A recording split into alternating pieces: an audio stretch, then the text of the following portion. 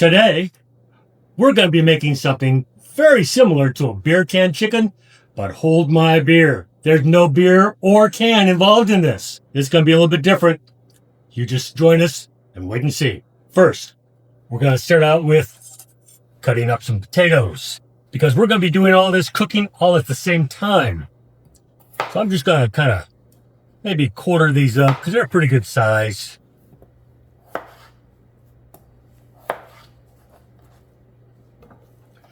Now joining me today, this is my grandson, Jet. Now I think it's very important for kids, both boys and girls, to learn how to cook. Work with them while they're young. Last thing you want to see is an adult grow up and not know how to cook. They ought to be learning how to do all kinds of things around the household. Now, bigger potatoes like this, you might kind of third that and then cut it into halves. Now, when I was young, my dad was on the road a lot, but my mom was very handy around the house. So she not only taught me how to cook, she taught me how to rewire an electric lamp, to fix a cord on a vacuum that had gotten split, how to fix a washing machine. She even knew how to hotwire a car. Even though my mom, in her earlier years, had actually worked as a model. So yes, I don't care how pretty your daughters are, they can still know how to cook and how to be handy around the house. We got our potatoes. I've got my carrots. This is where I'm going to need some help from Jet. We're about to start seasoning the chicken and might be just a little bit different than what you're used to. Let me grab some gloves for him and I. Oh, I'll get mine set up. Okay, here's our chicken. We got to get it seasoned. I've already taken all the guts out, but typically what you do is you just be sprinkling some seasoning on the top, right? But you're really just seasoning the skin when you do that. We want the meat to be seasoned. So that means we've got to get to underneath where the meat is. So I'm going to start sticking my fingers underneath the skin, and in a second, Jet is going to kind of take over some of this duty because he loves to do this part. And there's all kinds of little, like, tendons, ligaments, whatever those things are, that just need to be broken up inside. Yes, now, you ready to stick your hand in? Okay. Start seeing how far you can get your hand in there and try not to break through the skin itself. Now, Jet is starting first grade this year, but he's been helping me cook for the last couple of years, so it's never too early to get started on getting your kids to cook. Or grandkids. Try not to break it. Want me to try it a little bit more? Okay. So nasty. It is kind of nasty, which is why We got gloves. get some of these gloves. I buy them by the box. You can get them at Harbor Freight. You can get them at the Home Depot. I'm thinking you can even get them at a lot of the grocery stores. You can get them at Lowe's. You can get them at Lowe's. But you don't have to buy a great big box like I do. There's smaller individual packages at just about every drugstore that's out there. Nitrile gloves. Or anywhere where they sell auto parts. You can get them at Walmart. Gonna try from the other side a little bit here. Okay, you want to stick your hand in this side? But gentle, because that skin is starting to tear. How far can you get in there? Pretty far. Coming out the other side. Very good. Okay. Let me work on that just a little bit more. We can get down into the dark meat. Now, this is the most time-consuming part of this whole recipe, and you could actually be doing this literally days ahead of this if you've got room in your refrigerator. Because what you can do is you can leave it in the refrigerator uncovered, and it's a process called aging of the chicken. And that will get you probably the most crispy chicken skin that you've ever had. Now I'm going to do it a little bit on the bottom side, because the way we're going to be doing it today, kind of like a beer can chicken, even the skin on the underside is going to be getting cooked. It's not sitting in a pan the way you typically would by just putting it into a roasting pan, and that part is always kind of, wet, so you're never going to get crisp skin on the bottom part as long as you're just putting it into a roasting pan. Now, this is the same way I also do my turkeys. And you helped me with the turkey last year too, didn't you? Yeah. Okay, now, here's what we're going to do. Whoa, look at that. I am seasoning this today That's the stomach. with Golden Steer seasoning right here, Sergio's seasoning, which is basically a salt and pepper blend. Use whatever seasoning you love to put onto your chicken. Now, I don't want to be contaminating my can, so I poured some of it into here. And I'm going to try to hold some of this up. And you're going to try to spread some of that around onto the meat. Rub it into the meat.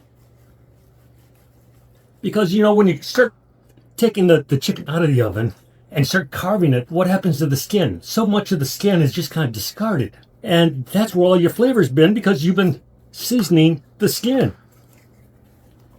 We're actually going to be seasoning the meat. So when this comes out of the oven, the meat is still going to stay seasoned. Here's where things are going to get really strange. There's the chicken. Let's start out with a pan. I'm going to add a Bundt pan. Now remember, when you do a beer can chicken, you're putting that on a special frame typically and then cramming that can up inside. That's what the center of the Bundt pan is going to be doing here for us.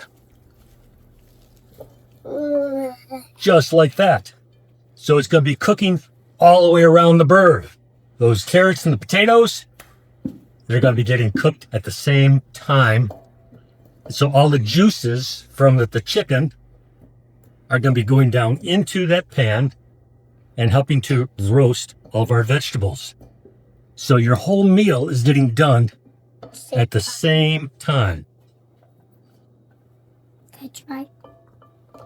Sure.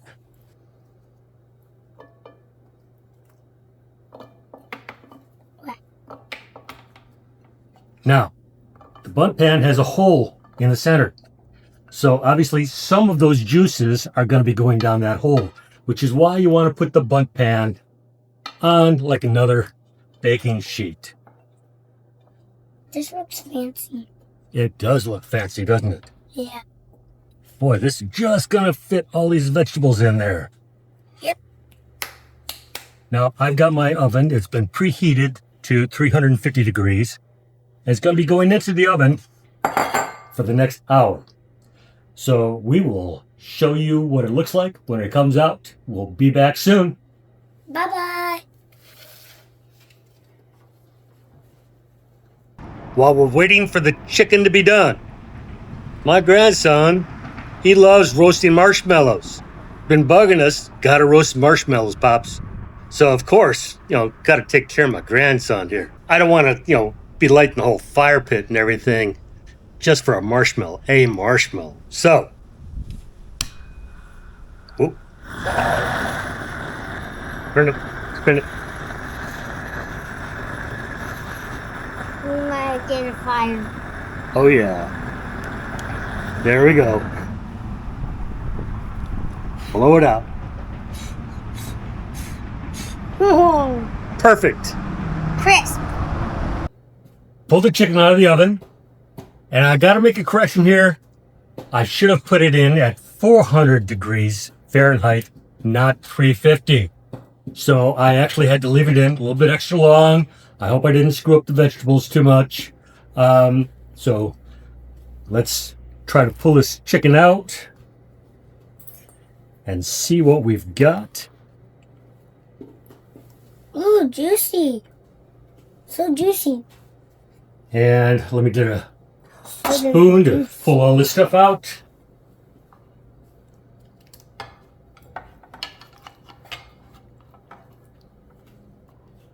Now the ones down below, they look like they're properly cooked.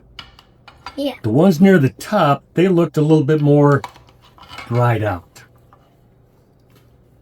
Now this was a pretty good sized chicken, so a smaller chicken leave you more room for the vegetables. There's all the vegetables. Get rid of the big tray here. Move this closer to us for slicing. I'm just going to do a little slice here to get a taste, because you guys don't want to watch me slice up a whole chicken. Try some of that skin. What do you think? Skin's my favorite. I thought so. Oops. It's so crispy. Skin's crispy. Very crispy. I gotta try some of that skin myself. You're the one that made it. It is very crispy. There's a sample of the chicken. It's looking nice and juicy. So got good flavor.